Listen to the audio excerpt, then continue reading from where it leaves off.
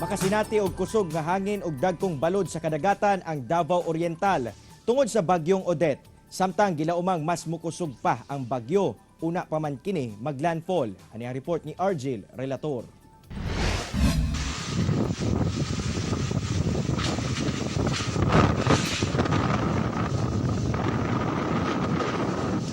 Kuha kini sa residente sa Barangay Bonbon, Matis City, Martes sa buntag, kanus-an na sinati ang kusog nga hangin duol sa baybay.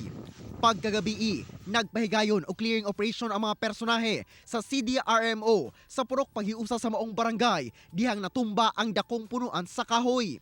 Hinoon, walay naangol sa maong hitabo. Sumala sa pag-asa, dunay gale warning nga gipagula sa Eastern Seaboard sa Mindanao, lakip ang probinsya sa Davao Oriental. Ang mga sakyan ng pandagat o atong mga mangingisda ginabawalan na nga mo layag sa kadagatan. Sa Butuan City, gipatawag na sa CDRMO ang tanang ahensya sa gobyerno aron may sigutan ang paghimuong rescue operations o deployment sa personahe, evacuation centers ug pagkaon sa bakwit. Gilatag na usab ang planong forced evacuation, ilabi na sa mga nagpuyo daplin sa Agusan River ug sa mga anaa daplin sa baybayon. Ang Bureau of Fire Protection Rescue Team giandam na ang ilang water rescue assets. Kansilado usab ang biyahe padulong sa Eastern Visayas. Bisan dili magian sa bagyo, nangandam na ang Barangay Bula sa General Santos City, sama na lamang ni July Mier nga gipalig-on ang ilang floating cottage.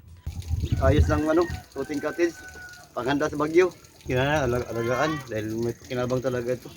Wala na naglawig ang mga mananagat. Gihikot na lang una nila ang ilang mga bangka daplin sa baybay. Gitaas na ang Tropical Cyclone Wind Signal No. 1 sa pipila ka lugar sa Caraga Region o Northern Mindanao.